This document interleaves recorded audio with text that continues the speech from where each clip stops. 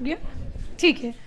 तो last class के अंदर हमने डिस्कस किया था कौन सा, किंगडम फंजाई। फंजाई किंगडम के बाद हम लोग डिस्कस करने वाले virus. By the way R H. Whittaker का ये ड्रॉबैक है कि वायरस और लाइकेन के लिए कोई जगह उन्होंने छोड़ी नहीं और ज़बरदस्ती से वायरस को उन्होंने प्लेस कर दिया कहाँ पे, मोनरी किंगडम में। तो ध्यान रखना आर.एच. विटेकर का भी एक ड्रॉबैक है। वो ड्रॉबैक क्या है, वायरस। कि वायरस हालांकि बैक्टीरिया से कुछ भी रिजेंबल नहीं करते हैं, कहीं दूर दूर तक वायरस का बैक्टीरिया से कोई लेना देना नहीं है, बट स्टिल उसको कहाँ पे प्लेस कर दिया गया, मोनेरा किंगडम के अंदर। तो according to R H. Whittaker, virus placed in Monera kingdom. According to R H. Whittaker, and ये आगे लिख लेना कि ये आर.एच. विटेकर का ड्रॉबैक भी माना जाता है ना। अब जब वायरस की बात करते हैं तो वायरस के अंदर 4 साइंटिस्ट वेरी वेरी इंपॉर्टेंट, जहाँ पे नीट एग्जाम में क्वेश्चन आते हैं, है ना। तो साइंटिस्ट में सबसे पहले आते हैं कौन सी, Louis Pasteur. 4 scientist very very important, बात नहीं करे बेटा। पहला आएगा लुईस पास्चर, जिन्होंने यहाँ पे टर्म दिया था वायरस, एंड वायरस का एक्चुअल में मतलब क्या होता है, वैनम या फिर पॉइजन। तो वायरस टर्म किसने दिया था, लुईस पास्चर ने ना, पास्चर ने दिया था। फिर उसके बाद में साइंटिस्ट आए थे इवानोवस्की, जिन्होंने सबसे पहली बार वायरस को डिस्कवर किया था, है ना। एक्चुअली उन्होंने क्या किया था, टोबैको प्लांट होता है ना, उसके ऊपर इन्फेक्शन हो गया था, तो उसको स्टडी किया। स्टडी करने पर पता चला कि पहले हम मानते थे कि सबसे स्मॉलेस्ट इन्फेक्शियस पार्टिकल कौन होते हैं, बैक्टीरिया, है ना। बाद में पता चला कि बैक्टीरिया की फिल्टर पेपर को भी क्रॉस कर जाते हैं। इसका मतलब वायरस बैक्टीरिया से बहुत बहुत छोटे होते हैं। एंड सही बात भी, आप लोग 10 सेल वाले चैप्टर के अंदर बैक्टीरिया का साइज़ और वायरस के साइज़ को कंपेयर करना घर जाकर, याद आ रहा है कुछ, हाँ। जैसे बैक्टीरिया का साइज़ तो हम कितना पढ़ते हैं, 3 to 5 पढ़ते हैं, या फिर 1 to 2 भी लिखा होगा डायग्राम के अंदर, है ना। खैर हम लोग अगर 1 माइक्रोमीटर भी अगर माने तो यहाँ पे वायरस का साइज़ कितना होता है, 0.01 से लेकर 0.02 तक होता है। मतलब यहाँ पे 100 टाइम का डिफरेंस आ रहा है, 100 टाइम का, है ना। तो मतलब वायरस जो होते हैं वो बैक्टीरिया के कंपेरेटिवली 100 गुना ज़्यादा छोटे होते हैं, ठीक है, कोई परेशानी इसमें। अच्छा, फिर उसके बाद में इवानोवस्की ने सबसे पहला जो वायरस डिस्कवर किया था वो कौन सा था, टोबैकोमोजिक वायरस। एंड तीसरे साइंटिस्ट थे यहाँ पे थे कॉन्टाजियम वाइवम फ्लूइडम। ये टर्म दिया था किसने, यहाँ पे बेजरनिक ने। एंड बेजरनिक ने इसको बोला था इन्फेक्शियस फ्लूइड। क्या मतलब होता है कि एक टोबैको जो प्लांट था जो ऑलरेडी पहले से इन्फेक्टेड था, उनकी पत्तियाँ उन्होंने तोड़ के उसका पेस्ट बनाया, एंड पेस्ट बना के उन्होंने उस पेस्ट को हेल्दी प्लांट के ऊपर स्प्रे कर दिया। तो कॉमन सेंस की बात है कि वायरस उस पेस्ट में आ ही गया होगा, उस लिक्विड में। और फिर वो लिक्विड जब उन्होंने हेल्दी प्लांट के ऊपर स्प्रे किया तो हेल्दी प्लांट भी क्या हो गया, इन्फेक्शियस हो गया। तो उन्होंने वहाँ पे टर्म दिया था इन्फेक्शियस फ्लूइड, जिसको लैटिन वर्ड में हम बोलते क्या है, कॉन्टाजियम वाइवम फ्लूइडम। कोई परेशानी। एंड लास्ट चौथे साइंटिस्ट आएंगे, that is the Stanley. And Stanley ने वायरस को सबसे पहली बार क्रिस्टलाइज किया था और इसके लिए उनको नोबेल प्राइज मिल गया। तो इसका मतलब क्रिस्टलाइजेशन का कुछ तो नोबेल प्राइज, मतलब कुछ तो इम्पोर्टेंट है ना। अब ये इम्पोर्टेंट क्या है, देखो चीनी ग्लूकोज होता है, उसके क्रिस्टल बनाए जा सकते हैं, पर तुम्हारे क्रिस्टल नहीं बनाए जा सकते हैं। तो क्रिस्टल बनाना नॉन लिविंग प्रॉपर्टी होती है, लिविंग बीइंग के क्रिस्टल नहीं बनते, ध्यान रखना। तो क्रिस्टल किसके बनते हैं, नॉन लिविंग थिंग के क्रिस्टल किसके बनते हैं। और स्टेनली ने पहली बार वायरस को क्रिस्टलाइज कर दिया, तो इसका मतलब हैंस प्रूव कर दिया कि वायरस जो है वो कैसे होते हैं, नॉन लिविंग होते हैं। दैट्स वाई उनको क्या मिला था वहाँ पे, नोबेल प्राइज। तो बताइए साइंटिस्ट कौन कौन से थे। सबसे पहली बात करेंगे आप लुईस पास्चर के बारे में, फिर दूसरा साइंटिस्ट यहाँ पे इवानोवस्की,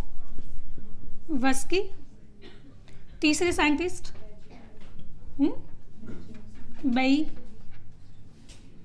बेइजरनिक। एक बेइजरनिक क्या भी होता है,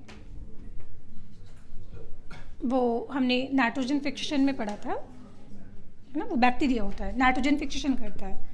एंड चौथा साइंटिस्ट आएगा यहाँ पे कौन सा, स्टेनली, ठीक है। तो यहाँ पे वायरस टर्म किसने दिया था, तो लुईस पास्चर ने। और वायरस का मीनिंग क्या होता है, है ना, इसका मीनिंग होता है वेनम या फिर इसका मतलब होता है पॉइजन, ठीक है। और सबसे पहली बार फर्स्ट टाइम वायरस को डिस्कवर्ड किसने किया था? इवानोवस्की, एंड दैट वाज, सबसे पहला कौन सा वायरस डिस्कवर्ड हुआ था? Tobacco mosaic virus. एक्चुअली तंबाकू की पत्तियां जो होती है उसमें ये बनाता है मोजेक, मोजेक का मतलब होता है पैचेस, तो उसमें yellow green yellow green yellow green की पैचेस बन जाते हैं, सो दैट्स वाई बीमारी का नाम क्या रखा गया था? मोजेक। तो टोबैको, मोजेक और वायरस, ठीक है। तो सबसे पहले जो वायरस डिस्कवर्ड हुआ था वो प्लांट था कि animal virus? Plant virus discovered हुआ था, ठीक है। अच्छा, फिर इन्होंने यहाँ पे इन्होंने क्या एक्सपेरिमेंट किया था कि एक कोई भी इन्फेक्शियस टोबैको प्लांट था, इन्फेक्शियस टोबैको प्लांट था, तो इसकी उन्होंने लीफ निकाली, इस लीफ का उन्होंने पेस्ट बनाया और इस पेस्ट को, इस लिक्विड को उन्होंने स्प्रे कर दिया कहाँ पे? स्प्रे ऑन हेल्दी प्लांट, और इस तरह से फिर हेल्दी जो प्लांट था वो भी क्या हो गया था? फाइनली जाके इन्फेक्टेड हो गया था। तो ये जो पेस्ट या जो लिक्विड उन्होंने यूज़ किया, इसलिए इन्होंने टर्म क्या देखा इसको? कॉन्टाजियम,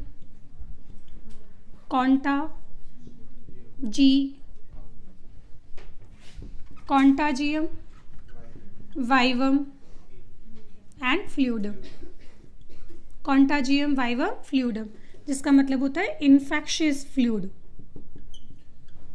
तो ये याद रखना, ऐसा किसने बोला था? साइंटिस्ट बेजरनिंग ने, ठीक है। एंड चौथा लास्ट साइंटिस्ट आएगा कौन सा? स्टीनली। एंड स्टीनली ने क्या किया था? सबसे पहली बार फर्स्ट टाइम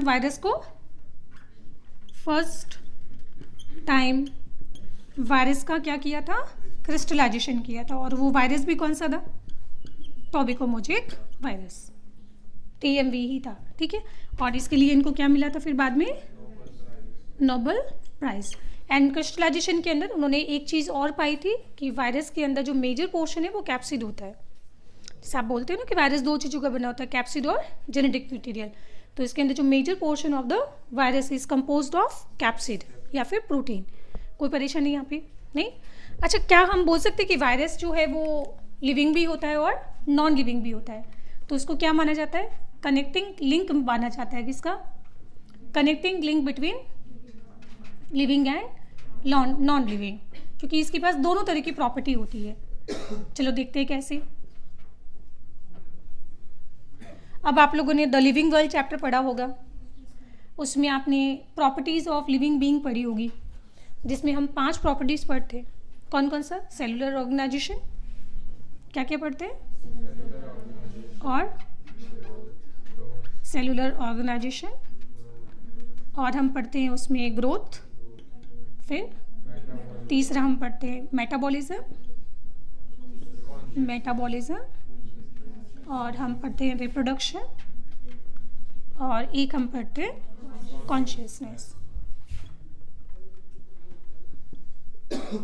तो वायरस के अंदर ना तो इसके पास कोई सेल होती है, सेल कहने का मतलब ना तो उसके पास सेल वॉल है, ना सेल मेम्ब्रेन है, ना साइटोप्लाज्म है, ना कुछ ऑर्गेनेली है, कुछ है ही नहीं उसके पास। तो no cell wall, no cell membrane, no organelle, no cytoplasm या फिर प्रोटोप्लाज्म, तो ये सारी चीज़ें इसके पास है ही नहीं। सो दैट्स वाई हम लोग इसको क्या मानते हैं? नॉन लिविंग मानते हैं। और वायरस के अंदर बेटा कभी भी ग्रोथ नहीं होती है, क्योंकि ग्रोथ के लिए क्या शर्त होनी चाहिए कि उसमें कैटाबॉलिज्म और एनाबॉलिज्म होना चाहिए, है ना, मेटाबॉलिक रिएक्शंस होनी चाहिए। और वायरस के पास कोई मेटाबॉलिक रिएक्शंस नहीं होती है ना। और मेटाबॉलिक रिएक्शन में अगर हम बात करें तो इसके पास रेस्पिरेशन भी तो नहीं होगा ना, रेस्पिरेशन, या फिर हम बात करेंगे ATP प्रोडक्शन की बात करें तो वो भी इसके पास नहीं होगा, ठीक है। और फिर इसके पास ना तो क्या होता है? कॉन्शियसनेस होता है ना। एंड जो वायरस होते हैं वो आउटसाइड दी होस्ट कैसे होते हैं? आउटसाइड दी होस्ट वो कैसे होते हैं? इनएक्टिवेटेड होते हैं, इनएक्टिवेटेड होते हैं। एंड सबसे इंपॉर्टेंट पार्ट, इसकी अपनी एक स्पेसिफिक ग्रेविटी होती है। अब ये क्या होता है? इसकी अपनी ग्रेविटी होती है, फिक्स ग्रेविटी, मतलब इसका अपना एक भार होता है फिक्स। जैसे मान लो कि आपके पास एक चीनी है जो आपने 1 किलो वे किया और यहाँ पे रख दिया। अब उसको 3 महीने बाद भी वे करोगे तब भी वो 1 किलो ही निकलेगी। 1 साल बाद भी उसको वे करोगे तब भी वो 1 किलो ही निकलेगी। 5 साल बाद 1 किलो, 10 साल बाद भी 1 किलो ही रहेगी। पर वहीं पे अगर आपका भार लिया जाए तो 3 महीने बाद आपका भार अलग होगा, 1 साल बाद आपका भार अलग होगा और 5 साल बाद आपका भार अलग होगा और 10 साल बाद आपका भार अलग होगा। तो जो नॉन लिविंग जो लिविंग होते हैं उन लिविंग का जो बॉडी जो वेट है वो कभी फिक्स होता है क्या? नहीं, क्योंकि हमारे अंदर मटेरियल का इनपुट और आउटपुट चलता रहता है ना, और एस्पिरेशन की रेट भी हम सब में वेरी करती है। तो उसकी वजह से हम बोलेंगे कि हमारा जो भार होता है कभी फिक्स नहीं होता है। पर जो नॉन लिविंग थिंग होती है उनके अंदर तो कोई भी एनाबॉलिज्म कैटाबॉलिज्म हो नहीं रहा है ना, तो जो चीज़ें हैं वो जैसी है वैसी ही रहेगी। तो उनका अपना जो भार होता है, उनकी जो अपनी ग्रेविटी होती है वो हमेशा फिक्स होती है। तो वायरस जो होते हैं, वायरस के अंदर हम बोलते हैं कि कोई भी मेटाबॉलिज्म रिएक्शन तो है नहीं ना, उसमें वो ग्रोथ शो कर रहा है, सो इसकी वजह से भार का भी कोई चेंज आएगा नहीं। तो नॉन लिविंग की तरह इसकी अपनी ग्रेविटी, इसका अपना जो भार है वो हमेशा क्या रहेगा? फिक्स रहेगा, कोई परेशानी है ना। तो ये सारी प्रॉपर्टी हो गई क्या? इसकी नॉन लिविंग की। अब जरा देखते हैं कि लिविंग बीइंग की तरह क्या शो करता है प्रॉपर्टी। तो पहली बात, क्या ये अपने आप को मल्टीप्लाई कर सकता है ना, मल्टीप्लिकेशन, या फिर हम बोलेंगे क्या कि रिप्रोडक्शन शो करता है। हालांकि ये अलग बात है कि वो होस्ट के अंदर अपने आप को मल्टीप्लाई कर रहा है, पर कर तो रहा है ना। एंड रिप्रोडक्शन करना किसकी प्रॉपर्टी होती है? लिविंग की। दीवारें कभी बेटा 1 से 2 दीवारें खुद नहीं बन सकती है ना, चाहे उनको सेल के अंदर भी डाल दो तब भी वो 1 से 2 नहीं हो सकती है, राइट। पर रिप्रोडक्शन करना किसकी प्रॉपर्टी होती है? लिविंग बीइंग की। अच्छा, जो वायरस है वो बने किसके होते हैं? बायोमोलिक्यूल के। तो इसमें बायोमोलिक्यूल्स प्रेजेंट होते हैं। उसमें बाहर का जो कैप्सिड होता है वो प्रोटीन का बना होता है और अंदर उसके पास जेनेटिक मटेरियल होता है ना। तो बायोमोलिक्यूल प्रेजेंट होना या उसका अपना ओन जेनेटिक मटेरियल प्रेजेंट होना, ये भी क्या होता है? एक लिविंग बीइंग की प्रॉपर्टी होती है। अच्छा, इसके अलावा वायरस जो होते हैं वो पैथोजेनिक भी होते हैं। कैसे होते हैं? पैथोजेनिक, यानी इसका मतलब उनके पास एंटीजेनिक प्रॉपर्टीज होती है। और बीमार करना, ये किसकी प्रॉपर्टी होती है? वायरस की प्रॉपर्टी होती है, नहीं मतलब लिविंग बीइंग की प्रॉपर्टी होती है ना। क्या है? कोई बात नहीं, चलने दो, ठीक है। अच्छा, इसके बाद ये हो गया, और इसके बाद और क्या प्रॉपर्टी होती है? तो वायरस को जो है can be killed using autoclave या फिर हम बोलेंगे यूवी लाइट। और मारा किसको जा सकता है? जो जिंदा होता है ना। तो अगर आप इसको ऑटोक्लेव कर दो, है ना, 121 डिग्री सेल्सियस पे गर्म करो तो वायरस परमानेंटली मर जाएंगे, है ना। यूवी लाइट होती है। अच्छा, इसके पास जेनेटिक मटेरियल है ना, तो जेनेटिक मटेरियल में क्या होता है? म्यूटेशन होता है। म्यूटेशन मतलब वेरिएशन। एंड वायरस जो होते हैं वो भी क्या शो करते हैं? वेरिएशन शो करते हैं। जबकि जो दीवारें हैं, चाहे आज देखो चाहे 10 साल बाद देखो, वो दीवार आपको वैसे की वैसी दिखाई देगी, है ना। पर ऑर्गेनिज्म के अंदर आपको चेंज देखने को मिलता है ना। इसके अलावा इसके पास कुछ एंजाइम भी प्रेजेंट होते हैं। जैसे एग्जांपल, बैक्टीरियोफाज किसको इन्फेक्ट करते हैं? बैक्टीरिया को इन्फेक्ट करते हैं। और बैक्टीरिया की चारों तरफ सेल वॉल किसकी बनी होती है? पेप्टिडोग्लाइकिन। तो अगर पेप्टिडोग्लाइकिन वॉल को अगर तोड़ना है तो उसके पास एंजाइम प्रेजेंट होना चाहिए। कौन सा? लाइसोजाइम। कौन सा? लाइसोजाइम। तो इनके पास क्या प्रेजेंट होता है? लाइसोजाइम प्रेजेंट होता है। या फिर आपने जुकाम होता है, उसमें इन्फ्लुएंजा होता है, जो इन्फ्लुएंजा वायरस होता है या कोरोना वायरस, इनके पास प्रेजेंट होते हैं कौन सा? न्यूरा मिनी डेज, जो वायरस के एग्जिट के लिए चाहिए होता है। इन्फ्लुएंजा वायरस हमारी नेजल एपिथेलियम को इन्फेक्ट करता है। इन्फेक्ट करने के बाद वो बाहर भी तो निकलता है ना, पर बाहर निकलते वक्त उसमें क्या चाहिए होता है? न्यूरा मिनी डेज चाहिए होता है। तो इसका उल्टा इसमें होता है haemagglutinin. And haemagglutinin जो है वो होस्ट सेल में एंट्री के लिए चाहिए होता है। तो क्योंकि इसके पास, जैसे और एक एग्जांपल इनके पास प्रेजेंट होता है रिवर्स ट्रांसक्रिप्टेज, सुना है ना?